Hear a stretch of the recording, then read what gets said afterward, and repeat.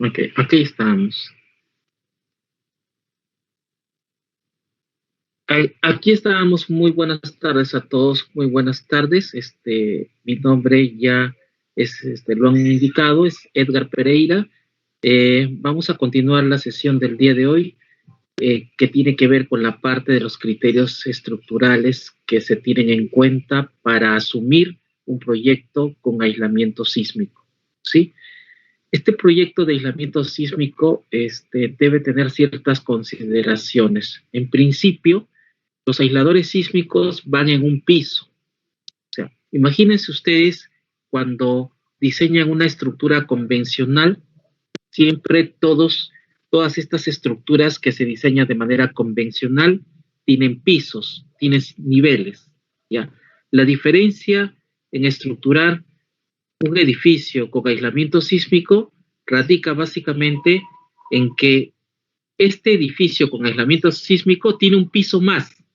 Este piso más está reservado para el sistema de aislamiento.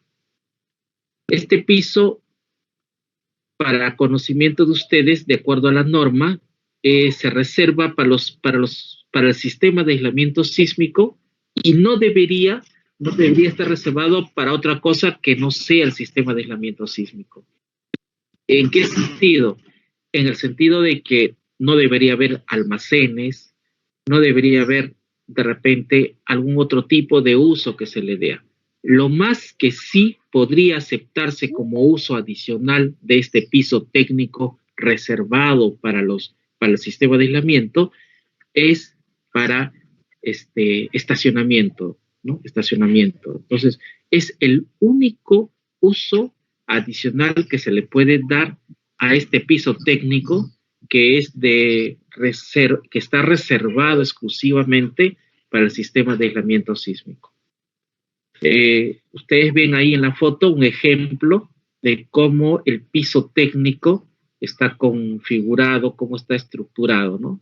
Tenemos el aislador que está en esta parte, digámoslo así. Este es el aislador, esta parte de aquí, el aislador sísmico. Acá tenemos el aislador. Aquí lo voy a, lo voy a doblar, así, lo voy a encerrar en un círculo. Ese es el aislador sísmico. Y el aislador sísmico se encuentra apoyado en una, digamos, en un elemento estructural en la parte superior. A este elemento estructural se le llama capitel superior. Y tiene otro elemento base, denominado capitel inferior. Entonces tengo un elemento que se denomina capitel superior y otro elemento que se llama capitel inferior, ¿no?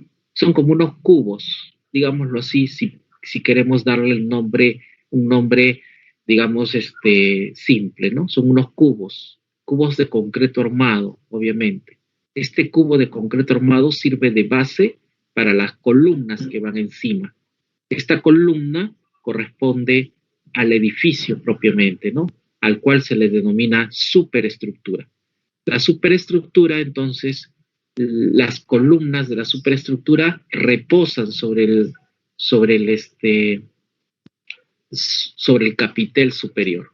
Y el capitel superior es el que transmite las cargas de la columna hacia el aislador. De tal manera que las cargas provenientes de las columnas, ¿no?, son transmitidas hacia el aislador. Y esta transmisión debe ser tal que el eje del aislador debe coincidir con la línea de flujo de carga, ¿sí? La carga tiene una línea de flujo que sigue la dirección longitudinal, la dirección axial de la columna. Entonces, esta misma línea de transmisión de carga debe alinearse también con el eje del capitel superior. Y a su vez también tiene que alinearse con el eje del dispositivo de aislamiento. ¿Para qué? para que no se generen excentricidades, porque estas excentricidades que pudiesen generarse podría ladear al dispositivo generando una flexión añadida. Eso no se quiere. Lo que se quiere es que las acciones axiales coincidan con el eje del aislador, ¿sí? Lo mismo ocurre para el caso del capitel inferior, en el que el eje del capitel inferior, este capitel inferior, ¿no? Su eje también coincida con el eje de transmisión de cargas y a su vez con el pilar, ¿no? El pilar. Este es el pilar. Entonces, igual tiene que haber una fluencia de cargas que se debe transmitir a través de los ejes. ¿Para qué? Para que el aislador trabaje a carga axial. Esto si hacemos referencia a todas las cargas de naturaleza de gravedad, ¿no? Gravedad. O sea, estamos hablando cargas de gravedad haciendo referencia a las cargas muertas y a las cargas vivas, ¿sí? Más adelante, cuando veamos la influencia de las cargas sísmicas, ahí veremos que tenemos entonces ahora dos componentes. Las cargas inducidas por las acciones de gravedad y las cargas inducidas por las acciones sísmicas, ¿no? Entonces vamos a tener dos ejes o dos líneas a través de las cuales vamos a analizar el aislador y en virtud a esos dos ejes es que nosotros vamos a definir qué es un aislador, ¿no? O sea, estas, digámoslo así, estas solicitaciones verticales y laterales que accionan sobre el dispositivo van a caracterizarlo, van a describirlo y van a hacer de que a través de la norma pueda decirse que el aislador es un elemento sumamente flexible lateralmente y tiene una gran rigidez axialmente, ¿sí? Entonces, eso es bastante importante tenerlo en cuenta a fin de que podamos tener claro lo que es un aislador en función a la demanda en estas dos direcciones, ¿sí? ¿Está claro? ¿Alguna consulta hasta aquí? ¿Alguna consulta? ¿Alguna inquietud?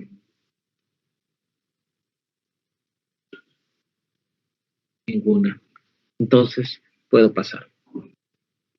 Esto, por ejemplo, es el caso en el que tengo solo un capitel, y es el capitel superior, ¿no? Ese es el capitel superior, y tengo conectado al capitel vigas, ¿no? En el caso anterior también estaban así, ¿no? Vigas. Pero ¿cuál es la diferencia entre esta, digámoslo así, esta disposición y la disposición que les muestro aquí? La diferencia es que aquí el piso técnico no tiene uso para estacionamiento. En cambio acá sí tiene un uso para otra cosa, puede ser estacionamiento, ¿no? Acá hay un uso. Entonces, aquí vamos a tener la losa que va encima, esta losa va encima del capitel. Es más, el capitel va embebido en la losa y con la losa y el capitel, a su vez, las vigas sirven de apoyo para la losa. Al final, esta parte que está conformada por la losa, por las vigas y por el capitel superior, es lo que se le llama base de aislamiento, ¿sí? A esto le vamos a llamar base de aislamiento. Entonces, la base de aislamiento está constituida por la viga, las vigas, el capitel en el cual concurren las vigas y la losa. A eso se le llama base de aislamiento. Entonces, acá tenemos una base de aislamiento. En este caso, la losa es una losa, que tiene planchas de acero, es una losa con planchas de acero metálicas, ¿no? Es una losa como con vigas transversales metálicas y que tiene, me imagino, arriba, de repente tiene un vaciado como que si se tratase de las losas con planchas de acero colaborante, pero esta losa está integrada a las vigas y a su vez las vigas concurren en el capitel superior. Y debajo de todo este sistema que le hemos llamado base de aislamiento está lo que se llama el dispositivo propiamente. Y debajo del dispositivo, y ahí va la diferencia con la vista anterior, debajo del dispositivo, en esta vista tenemos un capitel inferior. Estos capiteles se conectan con vigas. ¿Para qué? Para controlar giros, probablemente giros acá. Lo que pasa es que cuando el sistema funciona, el aislador va a tratar de transmitir todo lo que viene de la fuerza sísmica que viene de abajo, va a tratar de transmitirlo hacia el aislador. Todo el movimiento lo va a absorber el aislador. Entonces, para que se genere o para que se cumpla esta transmisión de movimiento del suelo a la subestructura, o sea, la parte que está debajo del aislador, para que se transmita esta energía proveniente del sismo y llegue directamente al aislador, es que estos elementos, que son los capiteles inferiores, tienen que ser suficientemente rígidos para permitir esa transmisión completa, ¿no?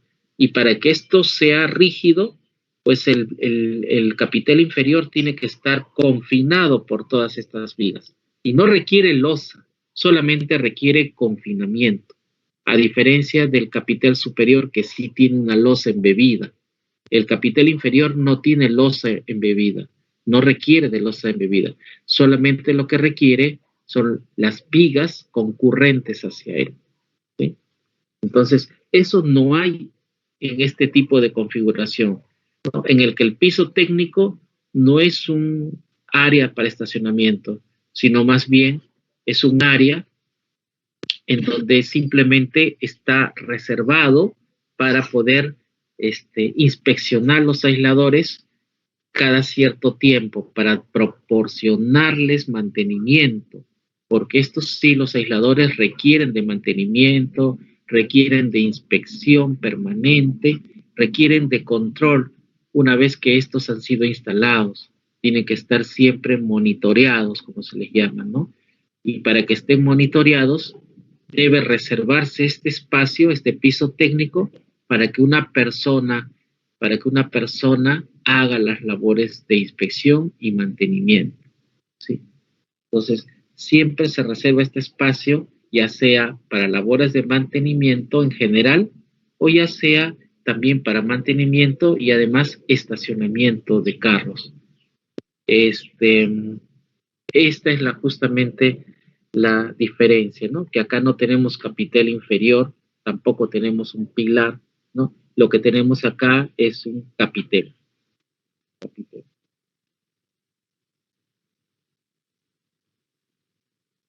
No sé si hasta aquí hay alguna otra pregunta.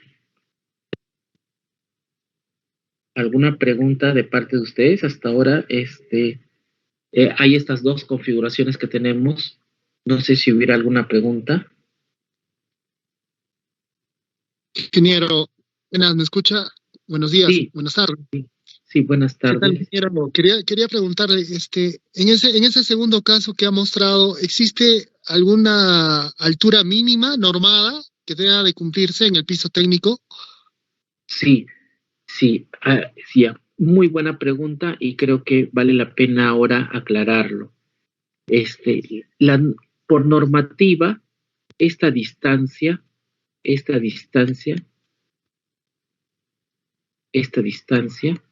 por normativa, debe ser una distancia tal que permita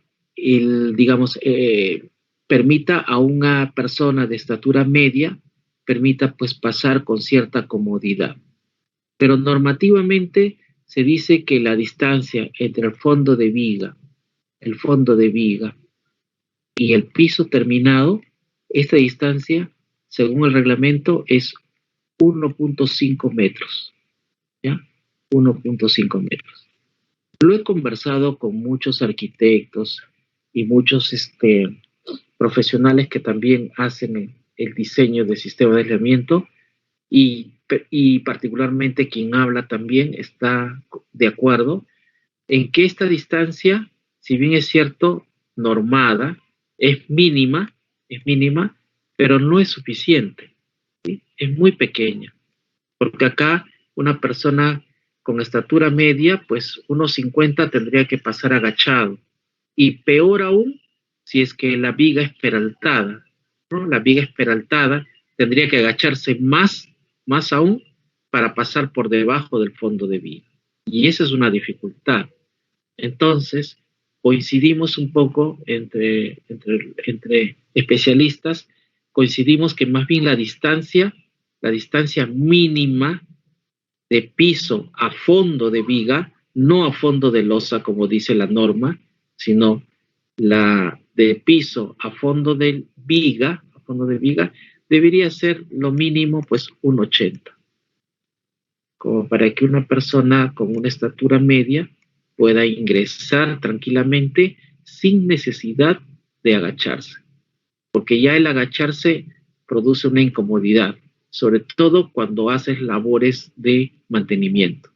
Y aparte de eso, de que tener un espacio muy pequeño también provoca cierto grado de, digamos, de como cuando algunas personas no soportan entrar a lugares muy cerrados, entonces también hay una especie de incomodidad que se puede percibir cuando tienes espacios de muy poca altura, ¿no? Entonces sí, hay una incomodidad psicológica que la persona siente, sobre todo aquellos que van a hacer mantenimiento, ¿no? Y más aún, imagínate tú que vayas al aislador que está más en la parte más central, ¿no?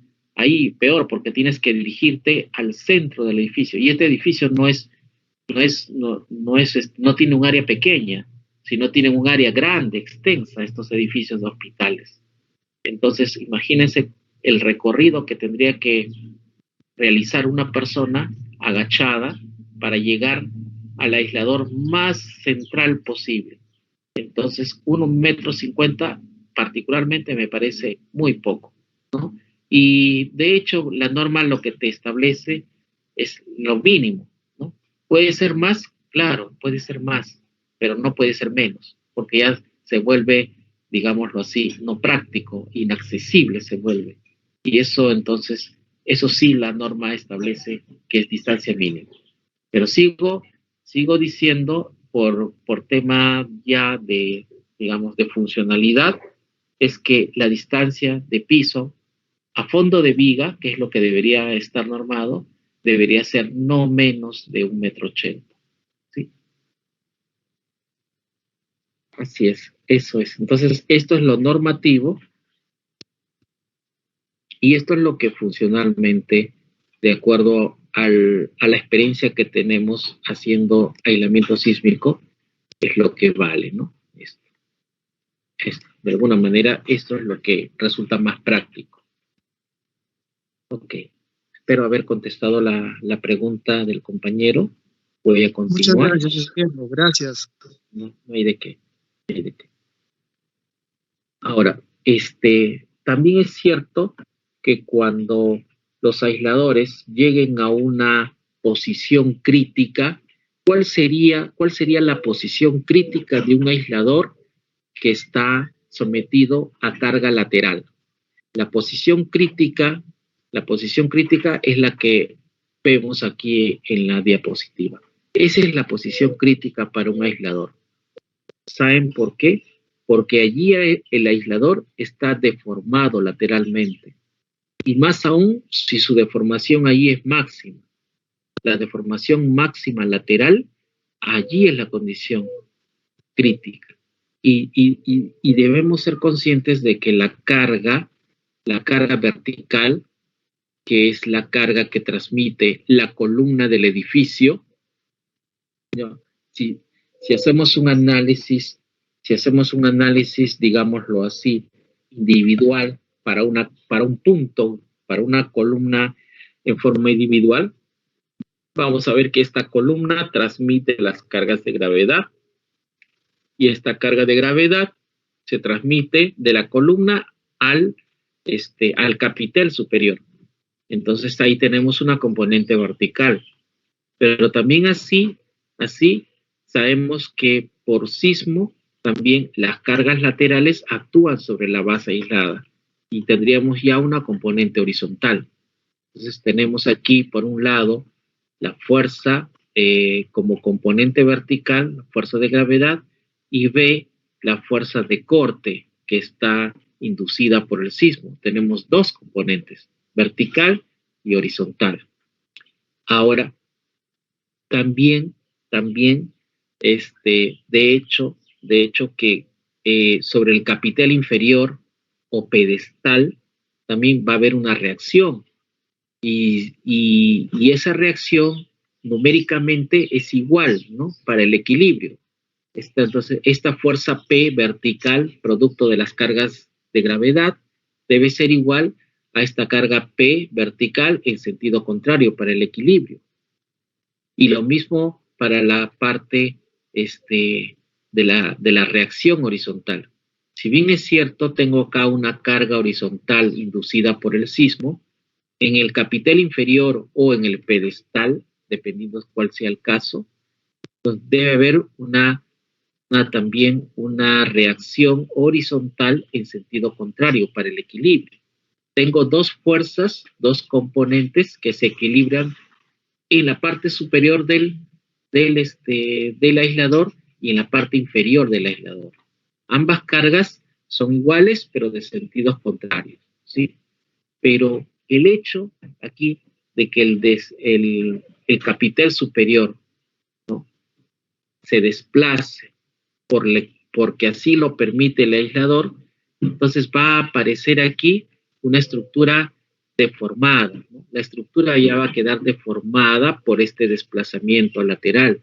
Entonces, esta deformación que se traduce en términos de desplazamiento genera un efecto de segundo orden, ¿no? ¿Cuál es ese efecto de segundo orden? Precisamente es el que produce la carga P por este desplazamiento vertical, ¿no?, que es delta. Esa es la carga P por delta. Eso si tomamos como referencia este punto, pero si tomamos como referencia el plano medio del aislador, del aislador y hacemos coincidir su eje aquí, o sea, este eje de acá sobre el plano medio del aislador, si tomamos momentos respecto de este punto, el punto medio, ¿no?, si tomamos un punto medio, entonces vamos a tener dos componentes aquí. Este P que multiplica a la mitad del desplazamiento y este otro P de aquí que aplica también sobre la otra mitad del desplazamiento. Entonces, por un lado, acá voy a tener, si lo alineo con este eje, acá voy a tener delta medios, delta entre 2, ¿no? Y acá también voy a tener delta entre 2. Sí, dígame. Ingeniero, disculpe, Erwin Sánchez está levantando la mano. ¿Desea hacer una pregunta? Ok, a ver, dígame.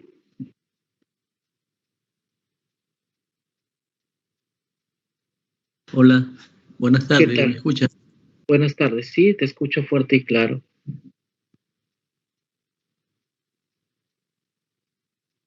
¿Aló?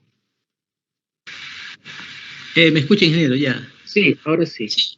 Ya, una consulta. ¿Qué pasaría si el capitel en un sistema donde vaya la columna y la columna esté en un sótano donde haya agua, una cisterna, por ejemplo, y esa columna esté dentro de la cisterna, o sea, a elevada altura, claro, que no esté no esté humedecida, no nada. O sea, póngale 1 metro más arriba del nivel superior del agua. ¿La humedad incidiría, sería peligroso o no tenerla en ese sitio? Esa es mi pregunta, ingeniero. Sí, ok, sí, es muy buena pregunta. Bueno, en realidad, como les decía, el piso técnico, el piso técnico es un piso que se reserva únicamente para la ubicación de los aisladores. Eso se reserva para la ubicación de los aisladores y en teoría los aisladores debiesen estar lo más, digamos, lo más libre y disponible posible. Si hubiera agua, el problema que conlleva es uno, a generar un ambiente húmedo. Y si hay un ambiente húmedo, eso sí sería nocivo para las planchas de acero que van, que están conformando el dispositivo. A su vez, este dispositivo se apoya sobre dos chapas, que son, en realidad son planchas metálicas de gran espesor que se fijan a los capiteles a través de unos espárragos, que son como unos pernos, los cuales se ajustan con unas tuercas, ¿sí? Entonces, ya te darás cuenta que el dispositivo no va solo, sino va también con accesorios metálicos. Y ustedes saben que los accesorios metálicos están expuestos a la corrosión cuando tengo ambientes sumamente húmedos. Y lo cual no sería conveniente tener aisladores sísmicos muy cercanos a fuentes de agua, ¿no? No debería haber, no debería. Debería procurarse tener espacios reservados únicamente a los aisladores. En todo caso, lo que sí se podría hacer es de repente, si hay necesidad de contar con un espacio disponible o un espacio designado para contener agua, deberían estos ser enterrados, deberían estar enterrados, ¿no? Para que puedan ser, para que puedan estar separados del piso técnico. Eso sería una alternativa de solución, que la fuente de agua o la reserva de agua se puede hacer a través de un elemento estructural que esté enterrado, que esté inclusive tapado, inclusive solamente con una ventana de inspección como único acceso, para que el agua no se evapore y genere pues una saturación de humedad que haga que el ambiente se vuelva corrosivo. Ya. Mira, muchas gracias, ingeniero. No hay de qué. No sé si hubiera alguna otra pregunta respecto a este tema que tiene que ver con el piso técnico. Nadie me ha preguntado sobre qué pasaría si hubiera un incendio. ¿Cómo podríamos proteger a los aisladores sísmicos? ¿Qué pasaría si yo tengo más de niveles?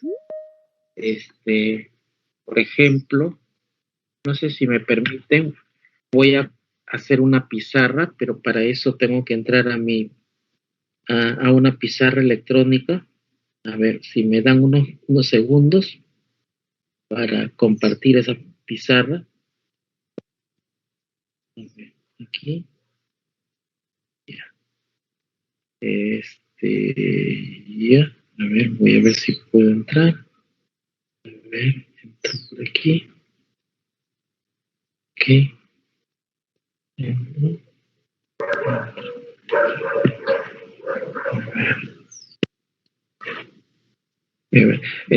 Mientras que voy entrando a la pizarra, no sé si alguna otra pregunta hay con respecto a este tema para pasar al siguiente, a la estructuración teniendo en cuenta los efectos de segundo orden.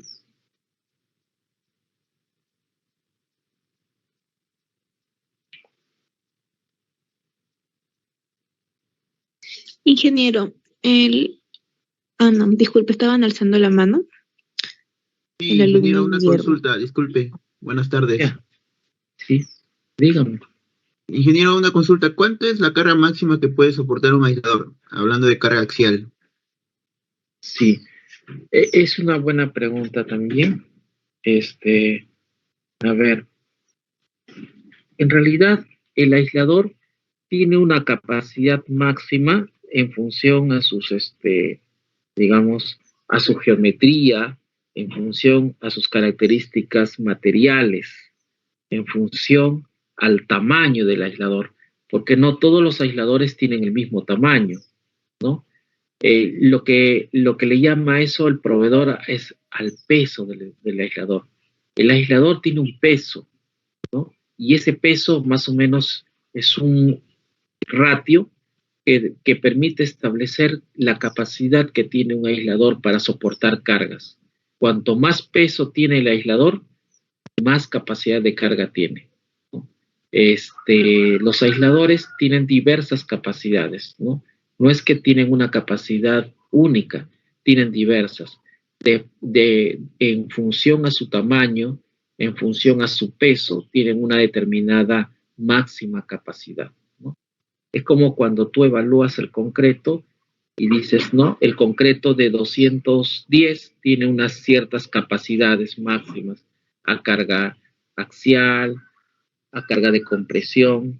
Entonces, eso de allí, de alguna manera, les va a dar cierto ratio para poder, les va a dar cierto ratio para poder establecer las capacidades de resistencia.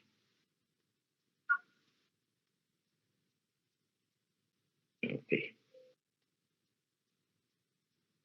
Entonces, en conclusión, la capacidad axial que tiene un aislador es función de su volumen, de su peso, ¿sí? Y algo más. La capacidad axial que tiene un aislador es muy grande, generalmente es muy grande. Es tan grande que se debe básicamente a la intercalación que tiene dentro de su configuración estructural entre planchas de goma y planchas de acero. Las planchas de goma y planchas de acero se intercalan y forman lo que es el aislador. Entonces, esta conformación alternada de entre plancha de caucho y plancha de goma es lo que le aporta una importante capacidad de carga axial al aislador, y eso es lo que de alguna manera también pues permite pues que el aislador tenga esas capacidades bastante grandes por el material del que está hecho, ¿no? Que se intercala diferentes material para poderle dar una rigidez bastante importante de manera axial. En cambio, lateralmente el material que más trabaja es el caucho, ¿no? Por eso es que lateralmente tiene una rigidez muy baja, muy baja. Axialmente la rigidez es muy, muy alta, pero en un aislador, digamos, en un aislador convencional, un aislador de una capacidad más o menos, un aislador con una capacidad media de los que se usan para lo que es hospitales, un aislador tiene más o menos en promedio un diámetro de 90 centímetros, ¿sí? De entre 90 centímetros y 1 metro. Es más o menos los diámetros que se manejan para hospitales. Eso, ¿no? Entonces, en función a eso, un aislador promedio tiene una capacidad algo de 100.000 toneladas por metro cuadrado. 100.000 toneladas por metro cuadrado. Es una capacidad muy grande en promedio. 100.000 toneladas por metro cuadrado. Es bastante grande. Y para que vean, ¿no? Y comparen, si más o menos 100.000 toneladas por metro cuadrado puede resistir un aislador, lateralmente tiene una capacidad que más o menos anda por el casi el 10% nada más, entre 10 y menos, ¿no? Solamente de los 100, solamente tiene una capacidad lateral de 10 toneladas, ¿no? De 10 toneladas. Fíjense esa capacidad que puede tener de 100 toneladas, 100 toneladas, de 100 toneladas, y en capacidad lateral tiene solamente la décima parte, ¿no? Y menos aún todavía, que puede tener 10 toneladas. Entonces, tiene una rigidez axial muy grande y tiene una rigidez lateral muy pequeña, ¿no? Eso es lo que hace que el dispositivo sea muy flexible lateralmente.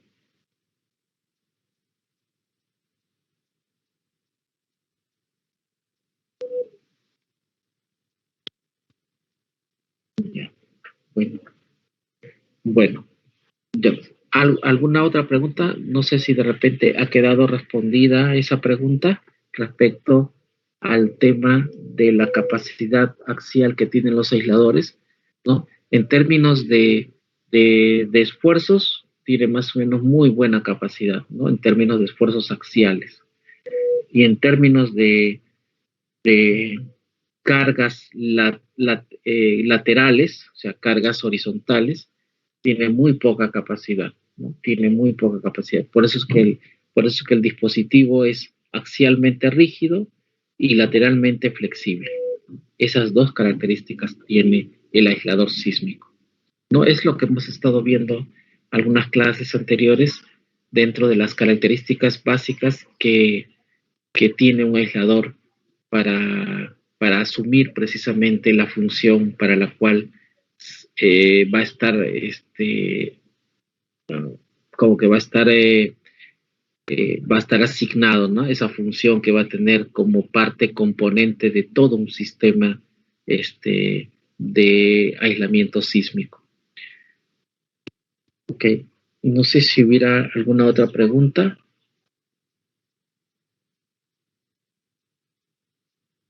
Ok, si no hay preguntas, entonces la otra parte, la verdad que no sé por qué no puedo entrar a la pantalla. A ver, voy a ver. Sí, sí.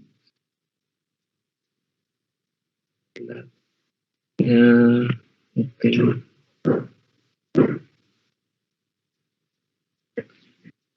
Ok, voy a ver esto.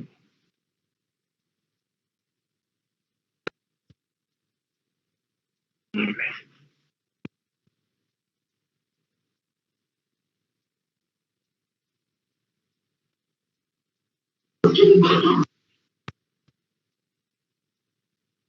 Ok. Ok. No sé si hasta acá hubiera alguna otra pregunta mientras que cargo la pizarra. Sí está cargando todavía la pizarra, demora un poquito, pero si no hay preguntas, entonces continúo, ¿sí? Ahora, la resistencia que tiene un dispositivo de aislamiento a cargas axiales, si bien es cierto, es muy grande, es bastante, digamos, tiene mucha capacidad axial. Sin embargo, lateralmente tiene muy poca capacidad axial, muy poca capacidad lateral, ¿no? De resistencia. Eso es lo que lo hace flexible, sumamente flexible, y por lo tanto va a estar expuesto o sometido a desplazamientos grandes. Esto hace de que la estructura quede deformada, luego, digamos, la estructura quede deformada de esta manera cuando está funcionando durante un evento sísmico. Eso hace de que tengamos que ver los efectos de segundo orden, los pi delta.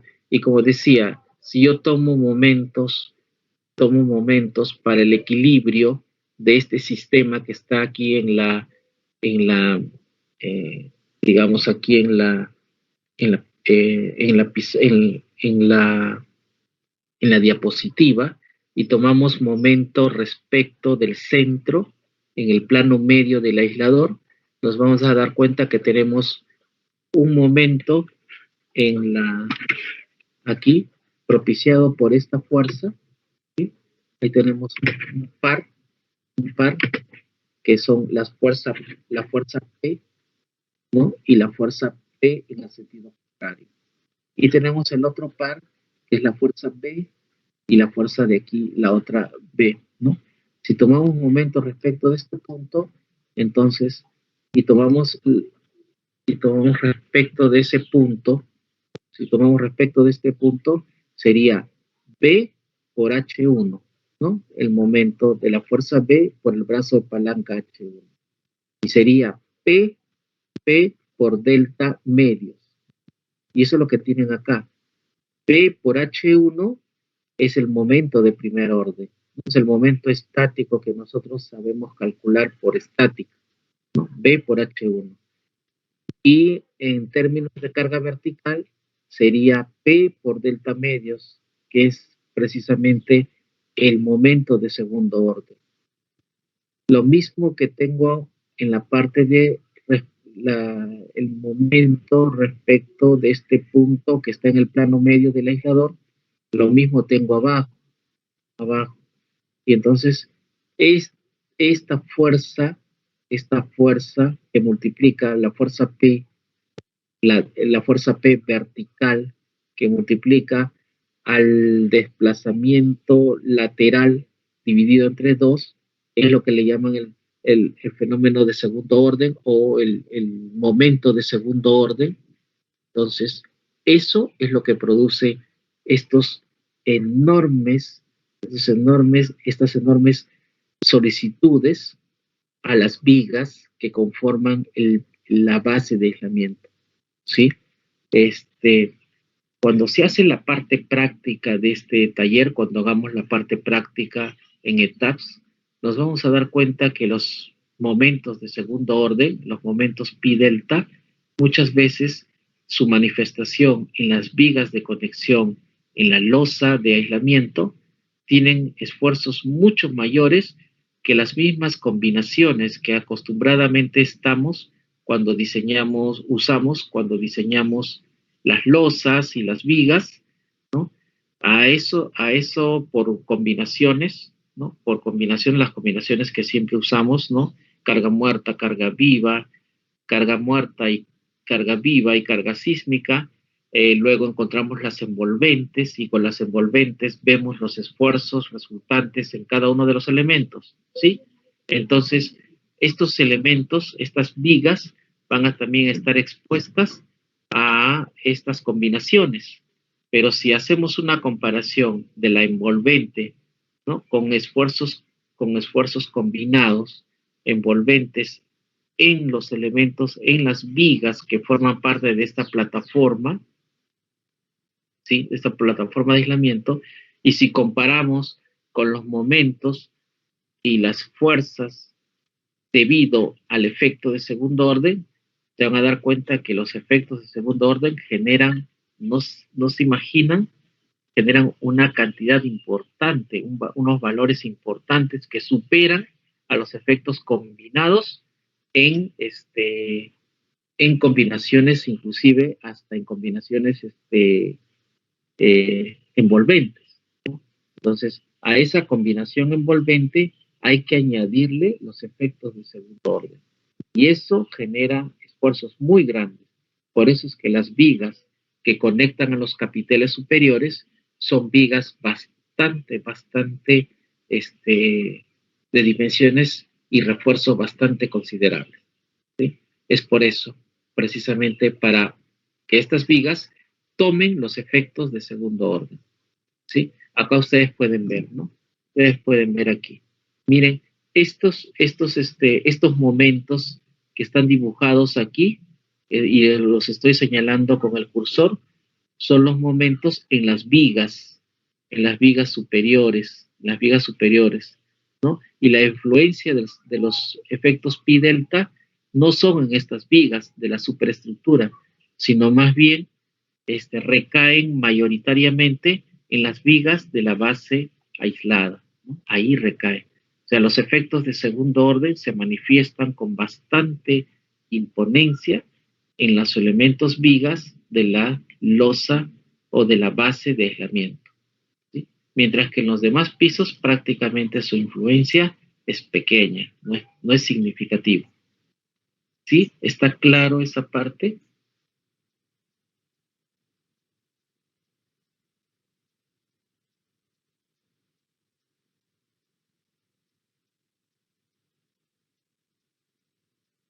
¿Sí? ¿Alguna inquietud? ¿Alguna? No sé si eso está claro.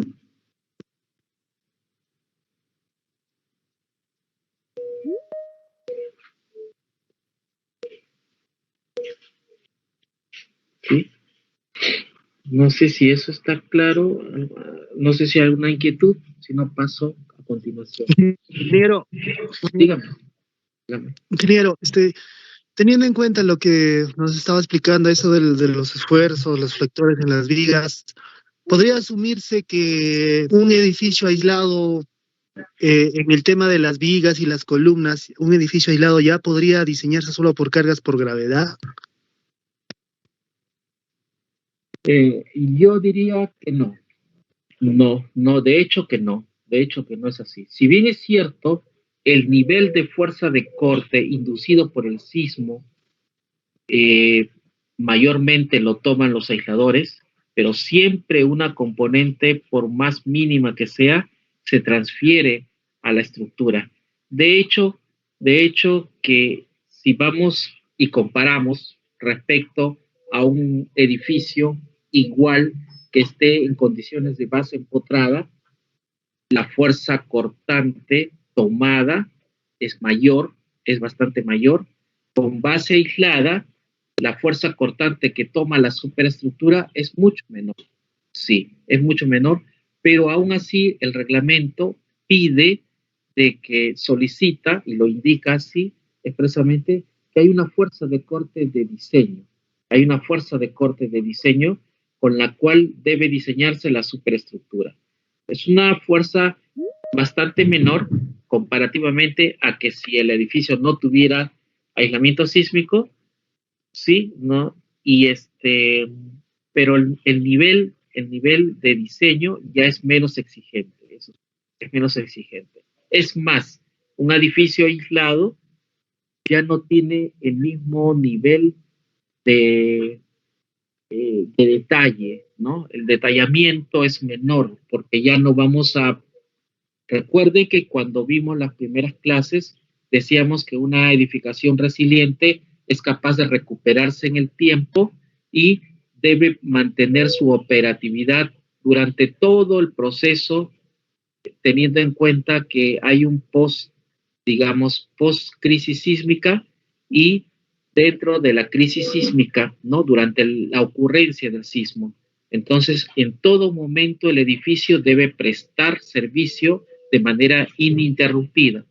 Eso hace de que la estructura no sufra daño. Para que preste servicio, la estructura no debería sufrir daño.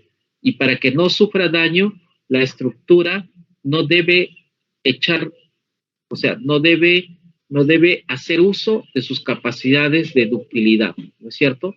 Porque precisamente cuando nosotros diseñamos una estructura que sea capaz de disipar energía por deformación y aplicamos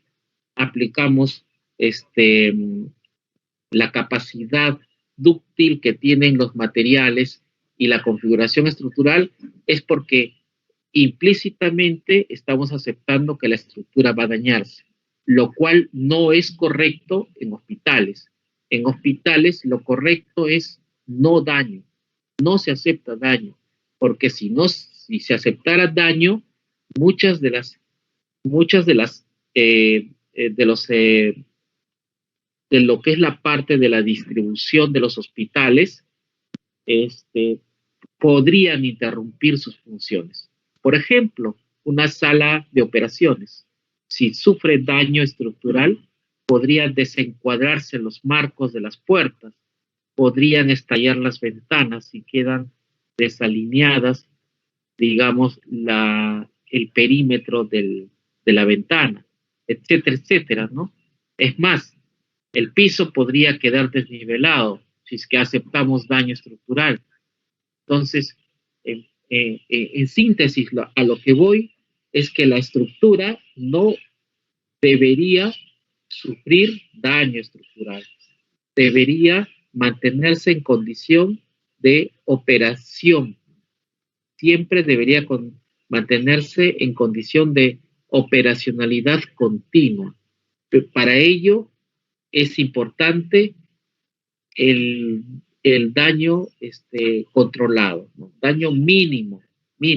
De repente por ahí se puede reventar algún acabado, ¿no? Pudiese de repente por ahí aceptarse algo, pero bastante mínimo, ¿no? Con aislamiento sísmico se controla todo esto que les acabo de indicar. Por lo tanto, ya no sería útil el hacer el detallamiento para que las estructuras sean dúctiles. Ingeniero, disculpe, ¿está proyectando pantalla o todavía está tratando de sincronizar? Sí, todavía estoy tratando de sincronizar, pero no sé, ahorita, a ver, estoy viendo compartir pantalla. Ya estoy compartiendo pantalla, a ver, vamos. Sí, ingeniero, sí, al parecer sí ya está compartiendo. Sí, a ver.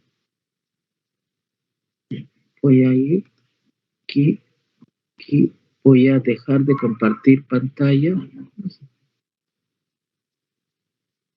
¿Cómo puedo hacer aquí? ¿Dónde puedo ir a?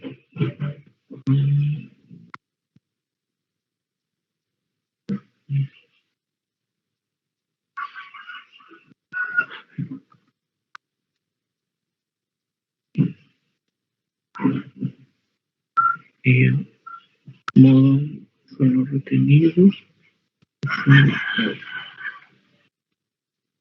Ya, ¿cómo puedo aquí desactivar mi función de compartir pantalla aquí?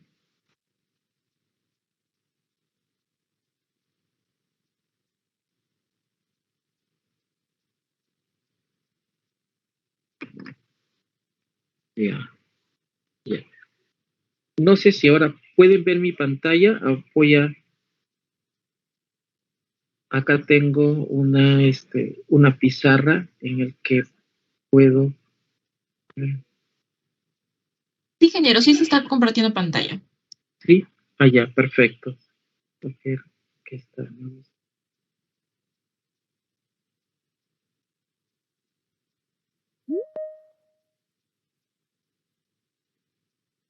Ya estoy compartiendo. Lo que pasa es que estoy entrando a la tablet para poder disponer de un eh,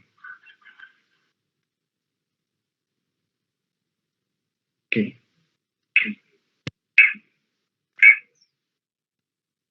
Ya.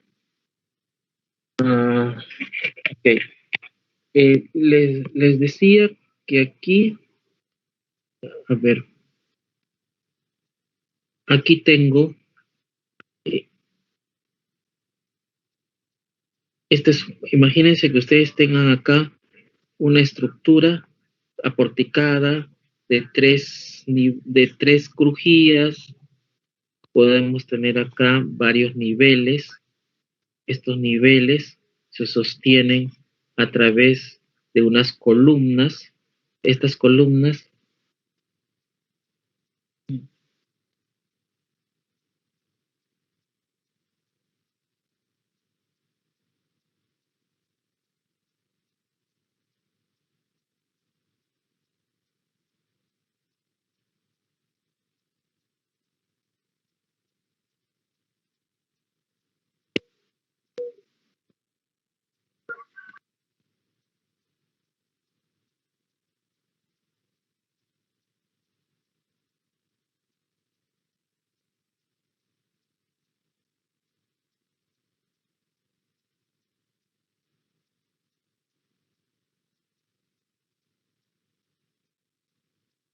¿ahora se escucha?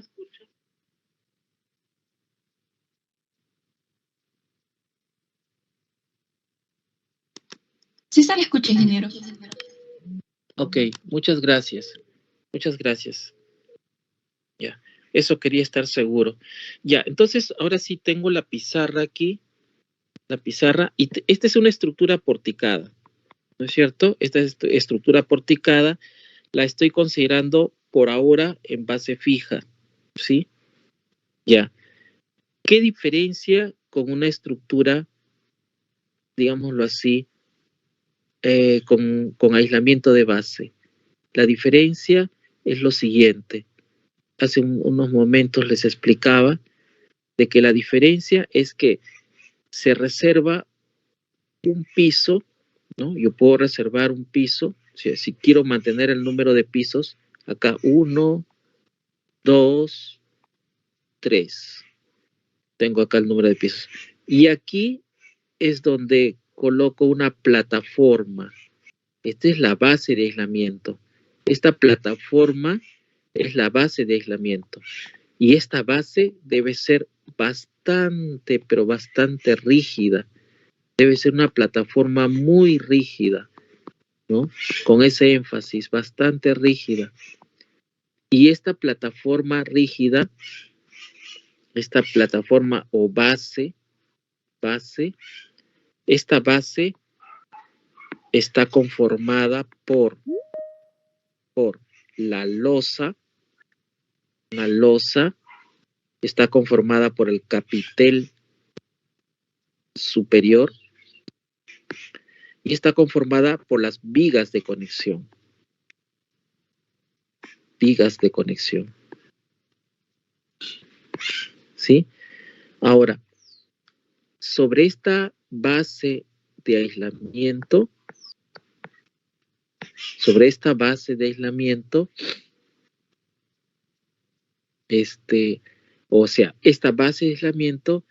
justamente se apoya sobre los aisladores. Y de preferencia, estos aisladores van debajo de cada columna.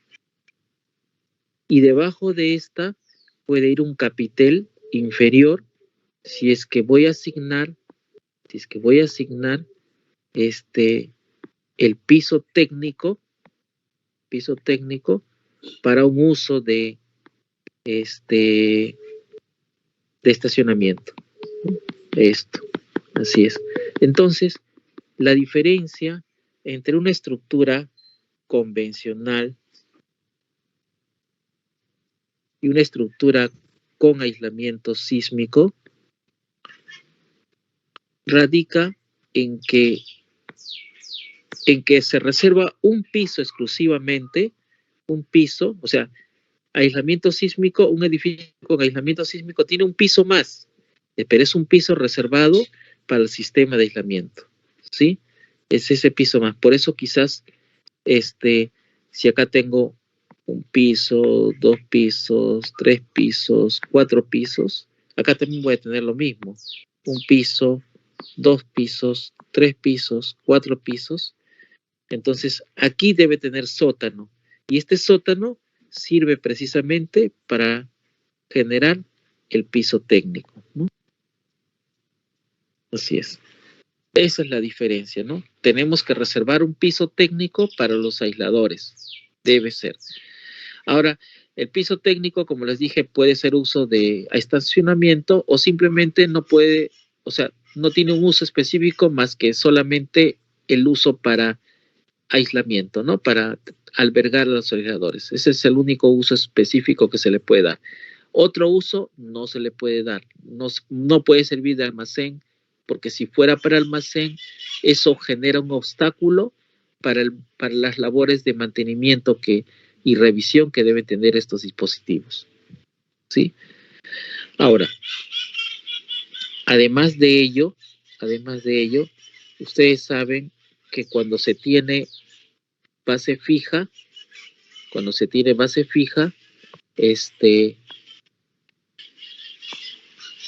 la forma de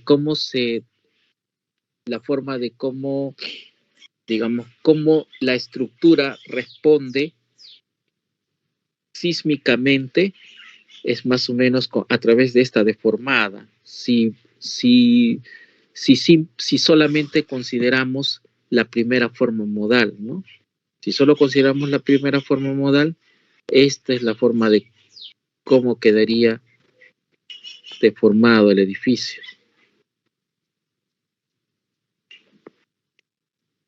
¿no? Así de esta manera. Así quedaría deformadas las columnas en la primera forma modal.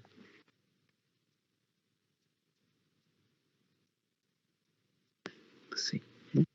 Y las vigas quedarían así, ¿no?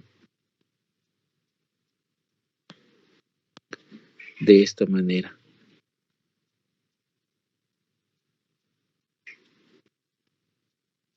Lateralmente por sismo. Así. Entonces, esa sería la deformación o la deformada de una estructura en base fija, ¿sí? Eso sería. En cambio, en una estructura con base aislada, ¿no? Prácticamente la deformación la toman los aisladores. Los aisladores son los que se van a deformar. Sí. De tal manera que la estructura prácticamente lo que va a sufrir es esto.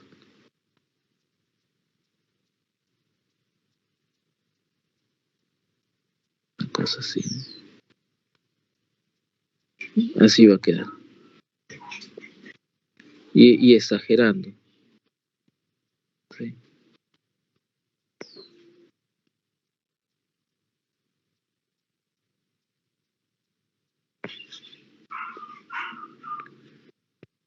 Sí. Esta parte va a quedar así, ¿no? Quedaría deformada así.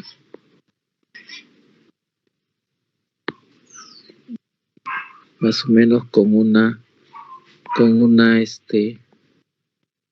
prácticamente así quedaría. Entonces, acá lo que va a suceder es lo siguiente. Este punto y este punto. El punto en base fija, ¿no? En base fija, este punto se va a desplazar lateralmente, va a desplazar a otro punto aquí, ¿sí? Lateralmente. Este es el desplazamiento de la plataforma. Se va a pasar de aquí a acá. Y aquí lo único que va a tomar es una pequeña fracción de la fuerza de corte. Así que, y como está empotrado a la base, la fuerza de corte que toma sería con un desplazamiento acá y de esta manera, ¿no? Entonces sería así. Así sería, y de aquí sería esto. Pero es muy pequeño, ¿no? Casi imperceptible. Porque aquí, por ejemplo, la distorsión máxima que se acepta, aquí la distorsión máxima que se acepta de acuerdo a la normativa es 7 por 1000. Esta es la distorsión máxima que se acepta en deformaciones aporticadas de concreto armado. En el caso de las distorsiones para edificios con aislamiento sísmico, la máxima que se acepta, la máxima distorsión que se acepta es 3.5 por 1000. Eso significa que estamos obligados a que el edificio con aislamiento sísmico se deforme bastante menos. ¿Cuánto menos? La mitad. Pero esto es máximo. Esto es lo máximo. De hecho, que en el diseño tienes que procurar que sea menos que eso. Porque la normativa te dan los máximos permisibles. Entonces, esto es el máximo. Y en el diseño tienes que procurar disminuir, ¿no? Llegar a un nivel menor. Y esto es lo máximo que se permite. Esto es lo máximo. Entonces, es así, pues, ¿no? Acá tengo un punto, el punto 1, y acá sería el punto 1'. Acá sería el punto 2, y acá sería 2'. Acá sería el punto 3, y acá sería el punto 3'. Ahora, si vemos por ese lado, y hacemos la deformación relativa, trazamos un eje por acá, un eje vertical, ¿no? Y por acá también otro eje vertical, ¿no? Y entonces decimos aquí, sería, para obtener esto de acá, esta cota horizontal, simplemente sería delta 1 o delta 2 del piso, y esto sería delta 3. Este es desplazamiento relativo. El desplazamiento relativo de 2 sería, este es el desplazamiento de 1, sería el desplazamiento de 1, el desplazamiento de 2, menos el desplazamiento de 1.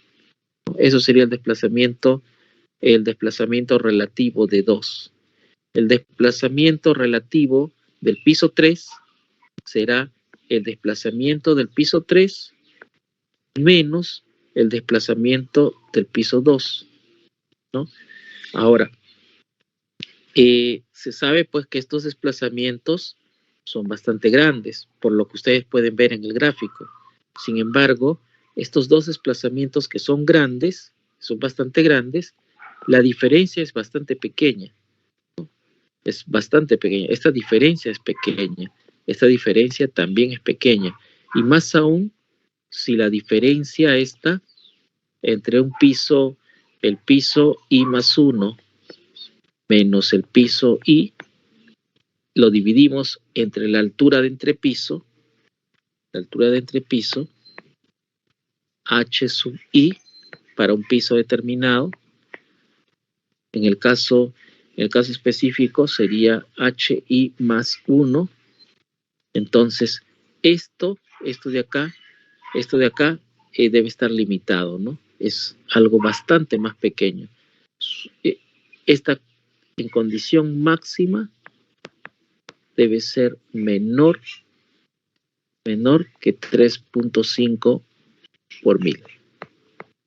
Esa es la condición de acuerdo a la normativa peruana E031, ¿no? Y al controlar esto, ¿qué estamos haciendo aquí? Lo que estamos haciendo es controlar daño estructural. ¿Sí? Estructural. Eso sería de esa manera, sería como que la diferencia entre un sistema con aislamiento sísmico y un sistema sin aislamiento sísmico.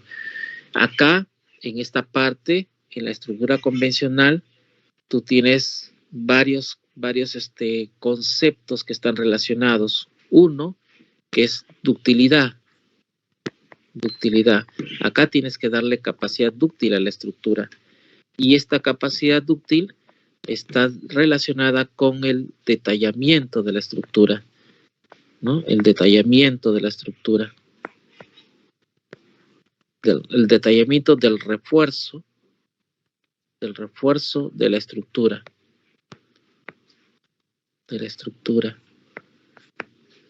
¿Sí?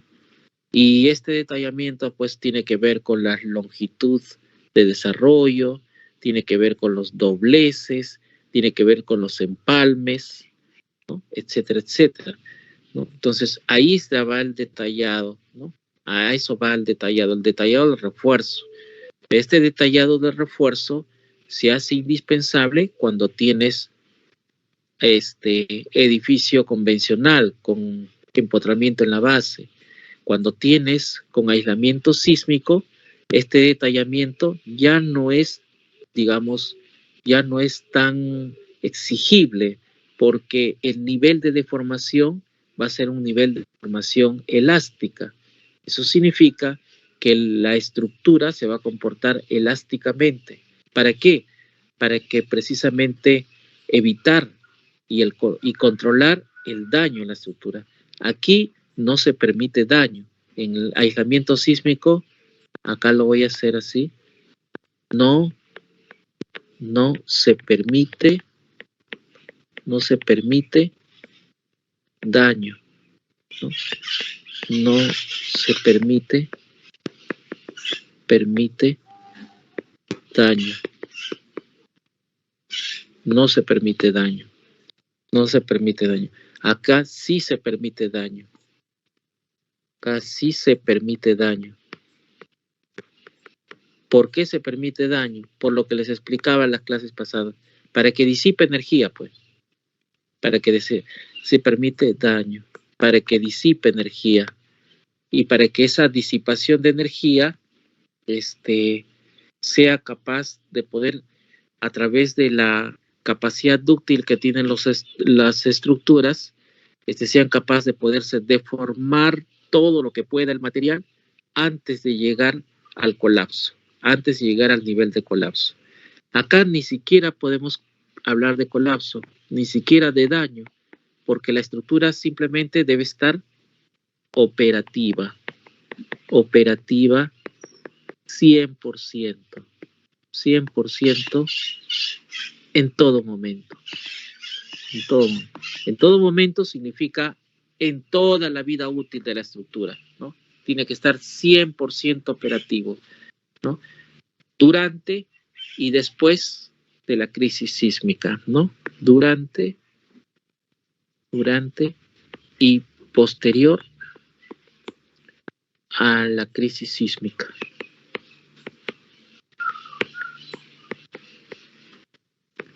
Así es. Entonces, toda esta es la diferencia que hay con los aisladores.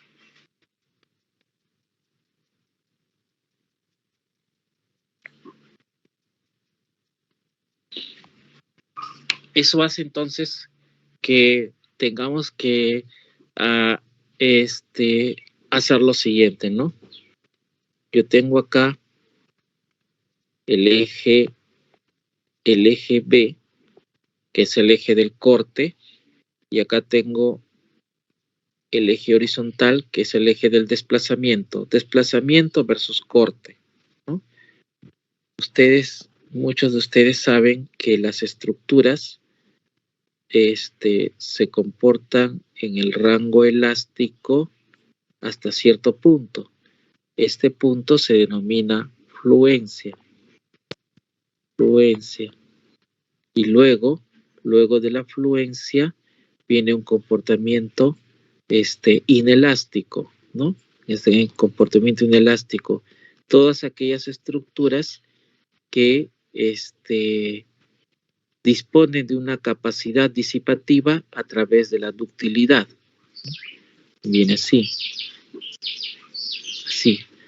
Entonces, esto es, digámoslo así, una estructura dúctil, ¿no? Una estructura que incursiona en el rango inelástico. Y es una estructura, entonces, que acepta daño estructural antes de llegar al colapso, ¿no? En cambio, las estructuras con aislamiento sísmico, lo que hacen es aprovechar toda su capacidad elástica, hasta donde se pueda, y a partir de allí, podría a partir de acá,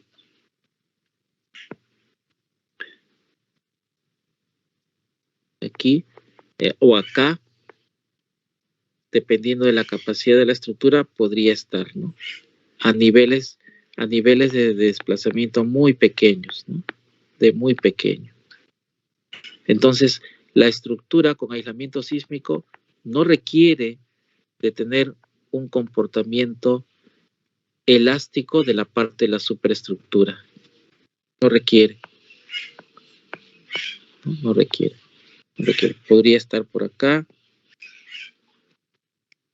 podría estar operando acá, podría estar operando aquí, o podría estar operando acá. Pero siempre lo hace en régimen elástico. La estructura o la superestructura aislada, la estructura aislada,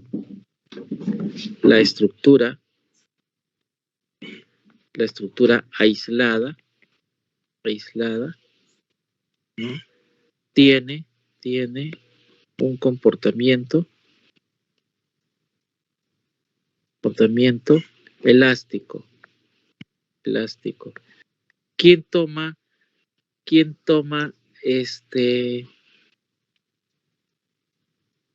quién o qué cosa es lo que toma el sistema de aislamiento. El sistema de aislamiento, sistema de aislamiento, el sistema de aislamiento toma las fuerzas y o energía sísmica, ¿no? Entonces, lo que aquí vamos a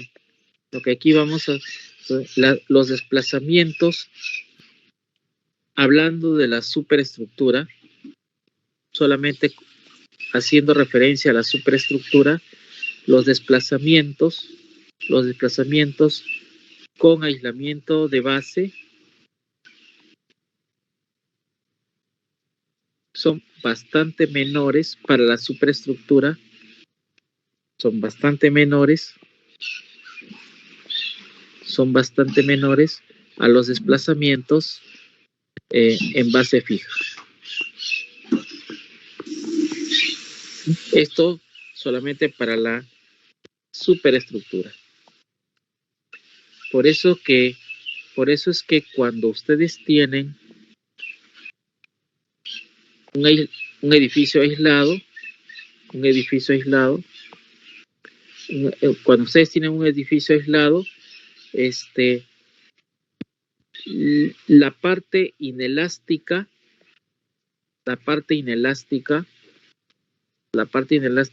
lo toman los aisladores.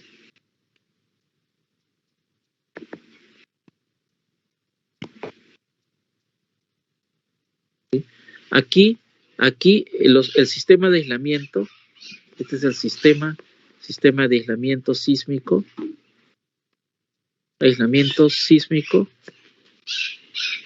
tiene un comportamiento inelástico.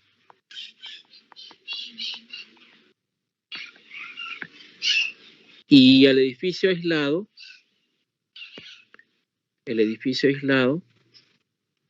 tiene un comportamiento elástico. ¿Sí? Es eso. Entonces, cuando se hace un análisis dinámico, se hace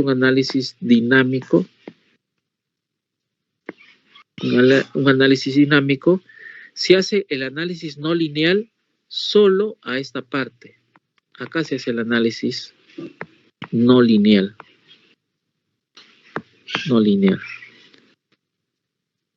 Solamente al sistema de aislamiento. Y aquí se trabaja con fuerzas recomendadas por la norma, ¿sí? Que es una fuerza, obviamente, con una intensidad mucho menor que cuando no tuviese aislamiento de base.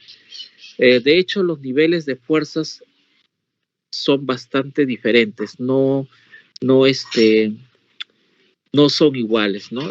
El nivel de fuerzas que llega a la estructura con base aislada es menor que el nivel de fuerza que tiene que asumir una estructura sin base aislada, ¿no? Con base fija. Entonces allí lo que va a suceder es lo siguiente. Cuando tenemos entonces una estructura con base aislada,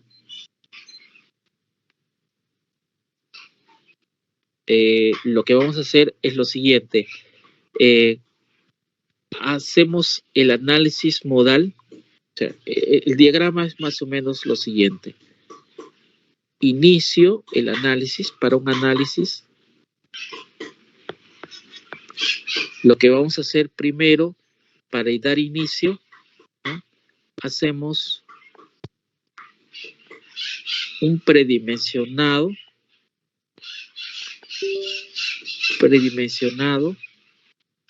¿no? De estructura en base fija. ¿Sí? Esto lo pasamos al análisis modal. hacemos el análisis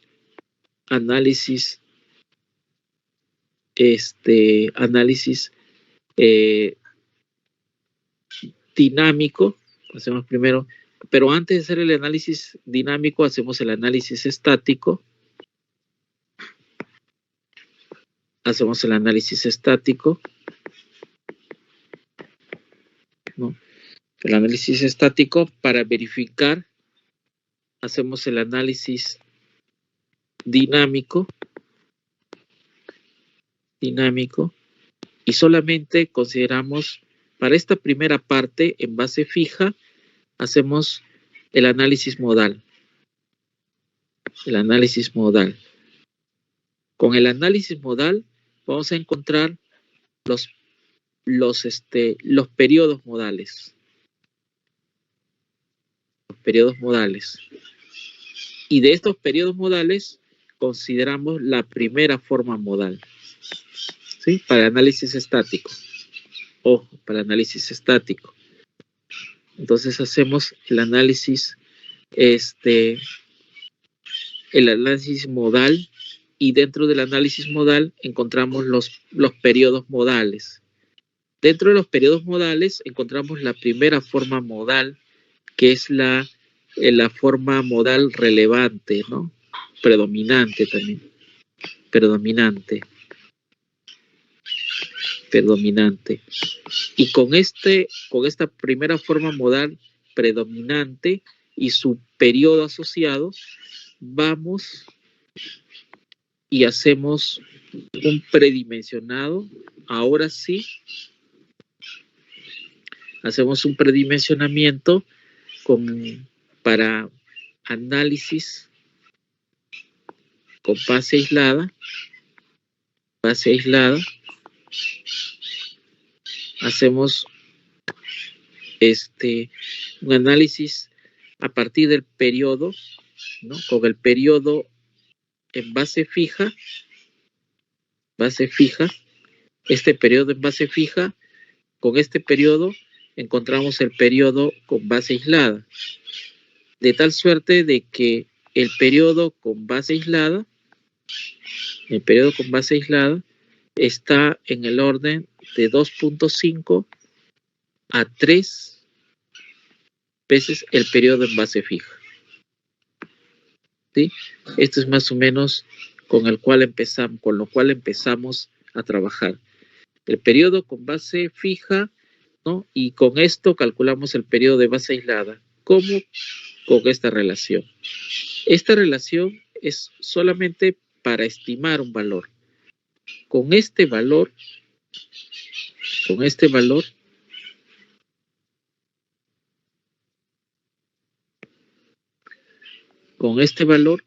vamos a calcular los demás parámetros, ¿no?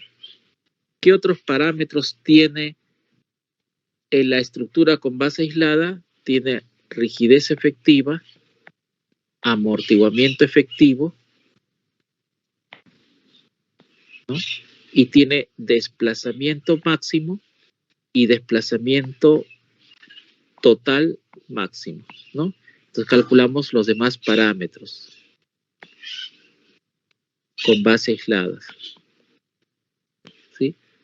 Los demás parámetros con base aislada, que son rigidez efectiva, amortiguamiento efectivo, ¿sí? Amortiguamiento efectivo, desplazamiento máximo y desplazamiento total máximo, ¿sí?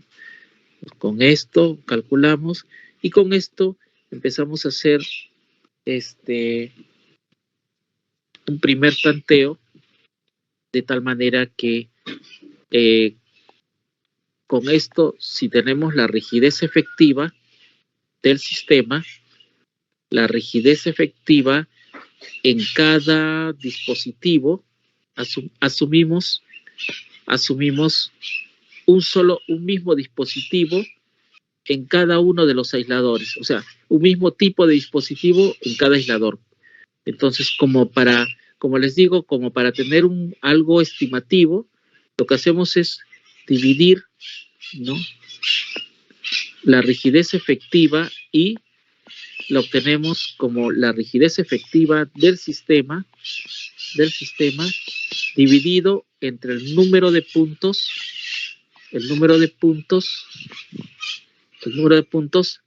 de que hay de base de columna, ¿sí? Entonces, con eso tengo la rigidez efectiva de cada uno de los puntos, asumiendo que todos sean iguales, ¿no? Asumiendo que sean iguales. Esto va a ser un primer gran paso con el cual vamos a empezar a tener un predimensionado de estos elementos, de estos dispositivos. Es un primer gran paso el tener esto. Y luego, con esta característica, vamos a procurar hacer lo siguiente, ¿sí? Lo que se debe hacer es lo siguiente, es, número uno, hacer el número de aisladores debe ser mínimo. ¿Ya? No debe haber muchos aisladores, ¿no? No debe haber muchos aisladores. Lo mínimo es 1 por cada base de columna. En algunos casos, dependiendo de la necesidad y del nivel de carga axial, se pudiesen colocar 2 debajo de una columna. Eso es cuando se sabe que esa columna tiene una gran demanda axial, ¿sí? Pero en lo práctico se recomienda el mínimo número, ¿no? No puede haber más de 1, podría ser 2, pero en ciertas condiciones que ameriten que hayan 2 aisladores debajo de una columna. Se presentan, hay varios proyectos, pero son columnas excepcionales en las que el nivel de cargas es bastante grande. ¿Qué más? 2. Se debe minimizar los tipos de aisladores, ¿sí? Por ejemplo, puedes tener aisladores de una determinada capacidad, capacidades, ¿no? ¿Qué capacidades? Por ejemplo, dependiendo del ancho que tengas, dependiendo del ancho que tengas en el rango de valores de cargas axiales, por ejemplo, puedes tener valores, en algunos proyectos se me ha presentado en que tengo, por ejemplo, desde 100 toneladas, columnas de 100 toneladas a 800 toneladas, ¿no? De carga axial, ¿eh? De carga axial. Entonces, de 100 a 800 tengo una banda bastante ancha que cubrir de rango en toneladas de carga axial. Entonces, lo que puedo hacer aquí es subdividir este rango, ¿no? Por ejemplo, de 100 a 400 y de 400 a 800. Entonces, de 100 a 400 lo puede tomar un aislador que tenga una capacidad, por ejemplo, de 420 toneladas, ¿no? Y de 400 a 800, por ejemplo, yo puedo tener otro tipo de aislador cuya capacidad sea 820, por ejemplo, 815, ¿no? El más cercano.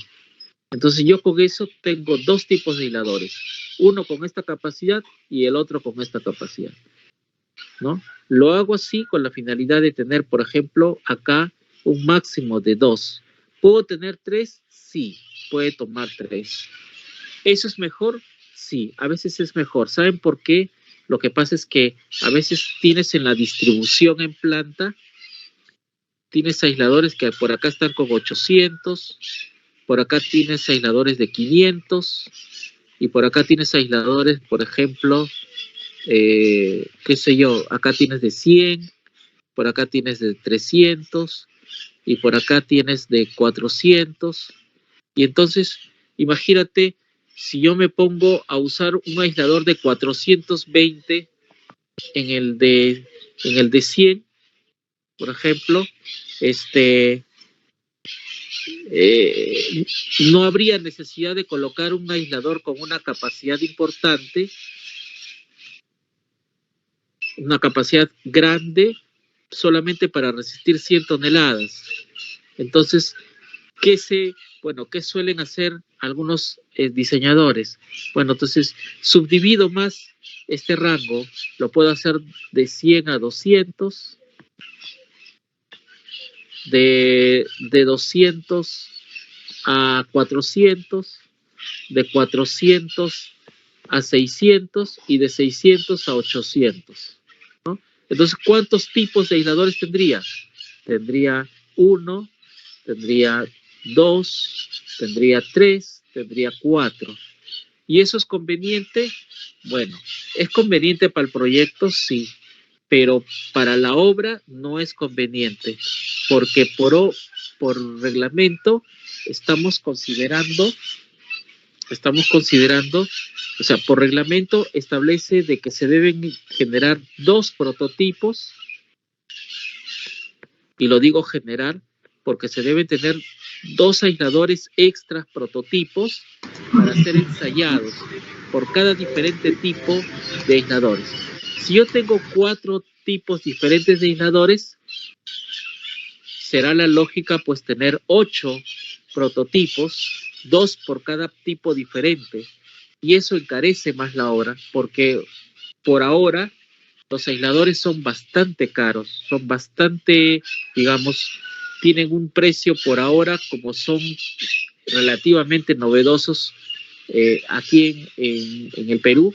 Entonces los precios están bien altos, y aparte de ello, de que el tema logístico para llevarlos para traerlos desde la planta de fabricación hasta pie de obra es también otro costo que es bastante significativo, y por esa razón es que al final cada dispositivo resultante cuesta pues una importante cantidad de dinero.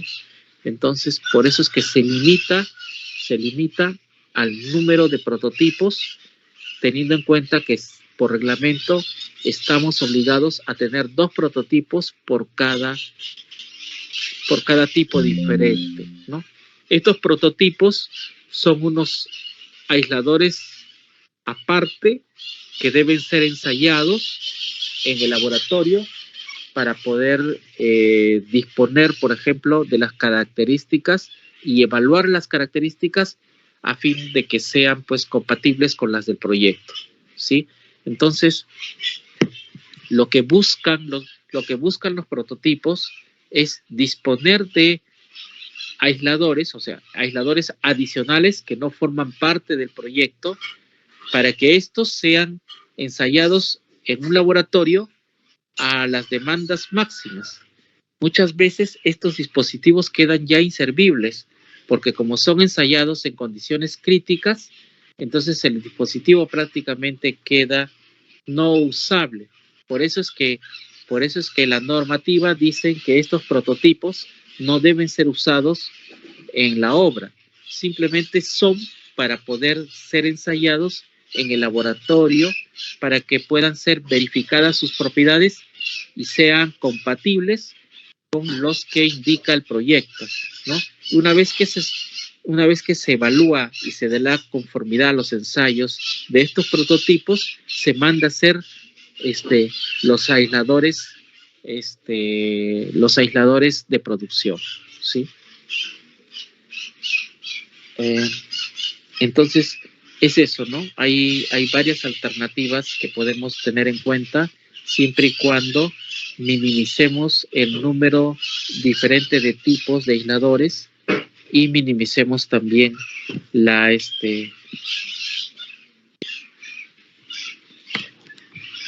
entonces tengamos esta situación. Esto es más o menos digamos, el criterio que hay para poder iniciar un proyecto con aislamiento sísmico, ¿no? Esto es más o menos los criterios básicos con los cuales uno inicia el diseño con aislamiento sísmico. No sé si hasta aquí hay alguna pregunta, algo que no haya quedado claro respecto de lo que último que hemos conversado.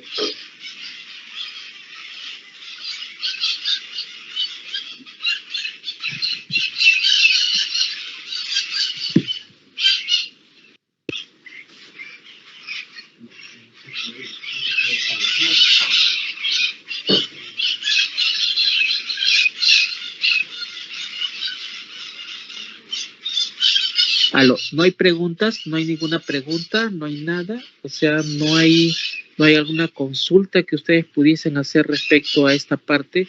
La verdad que esta primera parte es un poquito, digámoslo así, que tienen que tener en cuenta para poder iniciar el aislamiento sísmico, el diseño con aislamiento sísmico. Es importante tener en cuenta estos criterios porque la próxima semana ya vamos a entrar a lo que es la parte práctica a través del modelo estructural con etapas.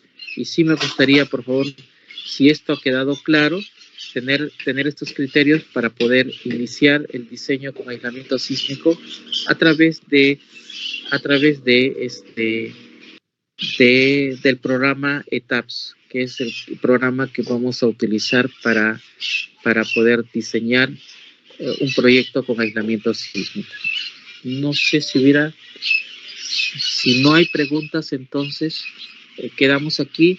La próxima semana estaría ya dando inicio con estos criterios que acabo de indicar y con lo que hemos estado revisando hasta el día de hoy con las diapositivas para dar inicio allá a la parte práctica en donde hay bastante que mostrar, ¿sí? Dígame. Quiero una consulta. ¿Estos aisladores son ensayados en el extranjero, entiendo, o son ensayados acá en Perú? Los prototipos. ¿Aló? ¿Me puede repetir la pregunta, por favor? Sí, ingeniero, quería preguntarle si los prototipos a los que se refería son ensayados en el extranjero o acá hay algún tipo de laboratorio que ensaye ese tipo de aisladores. Sí, es una buena pregunta. Los laboratorios son en el extranjero. Acá en el Perú no tenemos un laboratorio con esa capacidad para los desplazamientos, para las cargas cíclicas, un poco para poder caracterizar el ensayo. No hay laboratorios aquí en el Perú, no hay. Aparte de eso, pues de que todos los laboratorios tampoco en el mundo son muchos, no son muchos, son algunos. Hay en Nueva Zelanda, hay en Italia, hay también en Norteamérica, algunas universidades como Berkeley, Buffalo, tienen laboratorios en donde hacen, digamos, caracterizaciones y ensayos a escala, digamos, real, ¿no? Hacen ensayos a escala real y también a escala de modelo, también lo hacen, con la finalidad de ir estudiando cómo varían las características de los dispositivos con la aplicación de cargas cíclicas, ¿no? Esos laboratorios funcionan en el extranjero, ¿no? Hay algunos laboratorios acá en Chile, ¿no? Pero son laboratorios a menor escala, ¿no? Son laboratorios a menor escala, pero que no, digamos, como que los laboratorios certificados a escala natural que pueden hacerse y que son los que pide la norma que se deban hacer, son laboratorios en el extranjero. Sí. Ingeniero, y aprovechando el tema, quería consultarle el tema de las tapajuntas estas que se utilizan para justamente cubrir, ¿no?, el desplazamiento de las edificaciones cuando hay un sismo. Ingeniero, quería consultar, ¿ese es un sistema también que necesita de un diseño, el tema de las tapajuntas sísmicas? ¿Está normado, ingeniero, o es un tema si depende del contratista? No, las tapajuntas, como bien lo ha dicho usted, son elementos que cubren la junta para evitar pues que estén expuestas y obviamente pues estas juntas no son tan convencionales como las que existe en una edificación con base fija, en el que las tapajuntas, o dicho mejor, las juntas, bueno, tienen ciertas dimensiones como por ejemplo 10 centímetros, 15 centímetros, en el peor de los casos, hasta 20, 25 centímetros. He tenido la oportunidad de diseñar edificios con esa magnitud de juntas. Sin embargo, en el caso de aislamiento sísmico sí se requiere una tapajunta de un ancho bastante mayor, ¿no? Bastante mayor. Las juntas para aislamiento sísmico es una junta, no sé si me permiten aquí compartir la pantalla. Para eso voy a salir por un momento, ¿sí? Voy a salir de acá de compartir mi pantalla. Aquí voy a descompartir, aquí, ¿no? Desactivar video entrante, poner lado, desactivar video entrante enorme, activar subtítulos, no mostrar teclado. ¿Qué pasó? Compartir, acá está, compartir pantalla. Voy a compartir, voy a desactivar esta opción que tengo acá.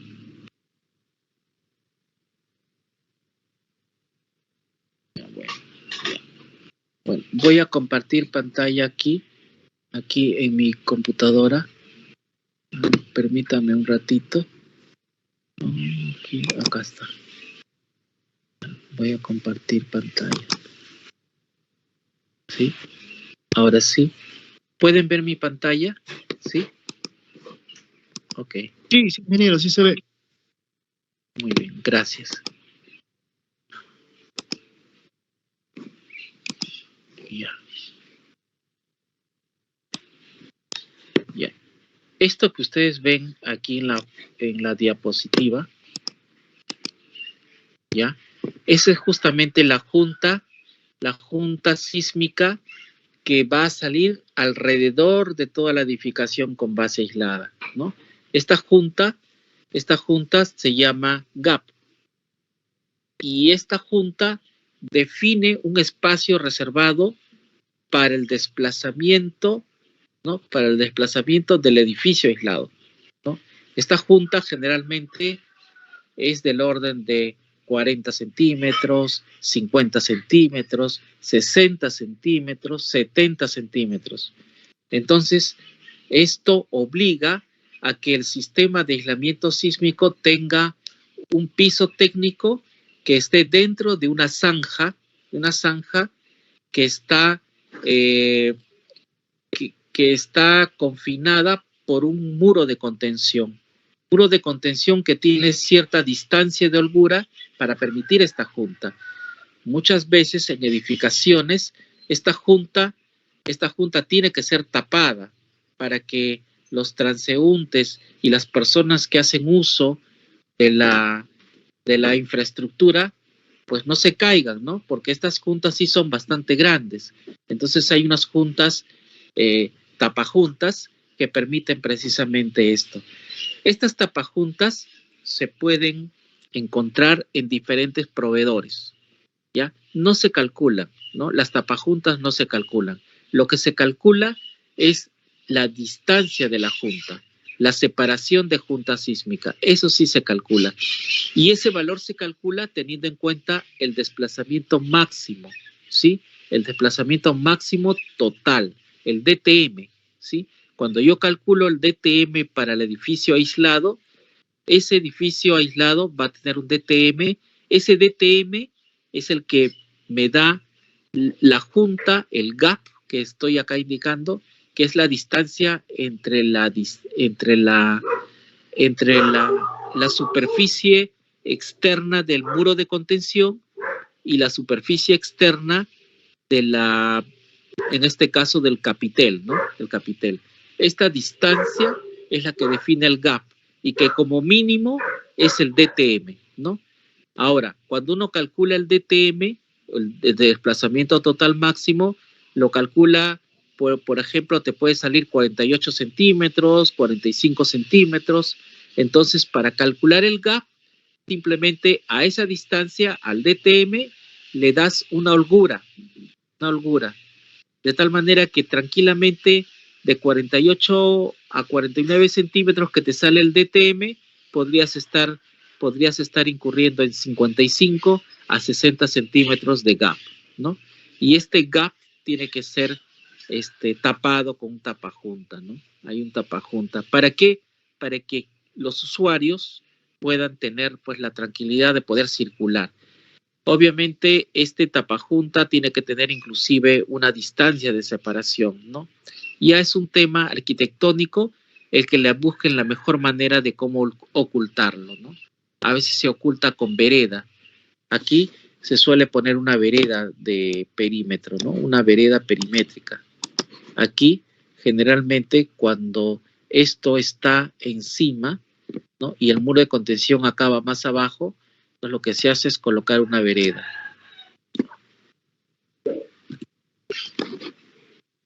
Aquí. Acá se coloca una vereda. Aquí se coloca una vereda. En voladizo, ¿no? Una vereda en voladizo. Esto, y el muro de contención se hace que acabe más abajo, ¿no? Ahí, acaba más abajo. Entonces, cuando viene un sismo, la vereda, si bien es cierto, está tapando la junta, pero se mueve pues en esta dirección, ¿no? Se va a mover en esta dirección. En las zonas en donde no hay vereda, es ahí donde se utiliza el tapajunta, ¿no? O a veces suele también hacerse de que siempre la vereda, si lo cambio de color acá, pongo. A veces lo que suele hacerse es lo siguiente: se coloca la vereda, y esta distancia entre el muro de contención y la vereda se genera acá un tapajunta, ¿no? Un tapajunta metálico. Entonces aquí, de tal manera que el tapajunta queda con un extremo fijo a la estructura aislada y con el otro extremo libre para que pueda moverse libremente, ¿no? Eso también se hace con la finalidad de reducir el ancho del tapajunta, ¿sí? Hay que hacer una diferencia entre la junta propiamente, el ancho de la junta y el ancho de la tapajunta, ¿no? El ancho de la tapajunta va a depender de cómo planifica el arquitecto la ubicación de veredas exteriores, veredas en voladizo, ¿no? Que va a tener que colocarse. Esto da pie a reducir la junta que tiene que ser cubierta por el tapajunta, ¿sí? Eso es.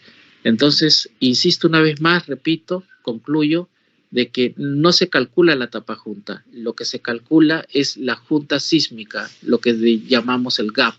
Y el gap se calcula en base al desplazamiento total máximo, al cual se le aplica un factor de holgura para que el total, ¿no? Si por ejemplo tuvieses un DTM de 48 centímetros, ¿no? Al aplicarle la holgura, que debe ser un 15%, un 20%, sumas y tranquilamente te estaría saliendo 60 centímetros de gap, ¿no?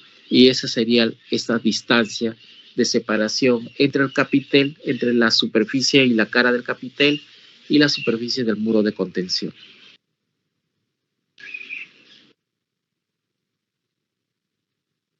Ok, ingeniero, gracias. De nada. ¿Alguna otra pregunta más respecto al gap?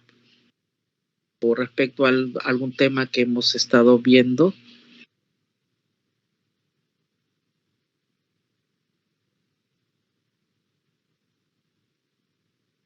Bueno, entonces debo entender de que no hay preguntas.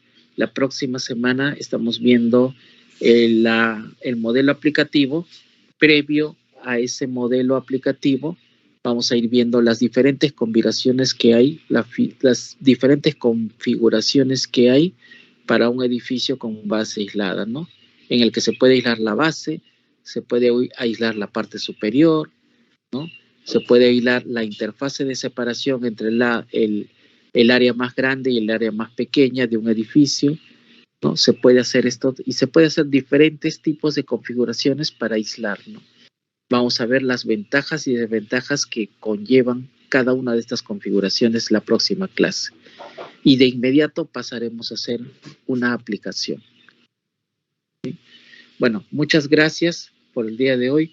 La asistencia de cada uno de ustedes es muy importante en estos eventos, que agradezco también la invitación de ustedes para poder difundir conocimientos actualizados respecto a estos temas que vienen a formar parte de los sistemas de protección sísmica. Y nada, pues lo dejo ahí y nos vemos la próxima clase, el próximo domingo a la misma hora.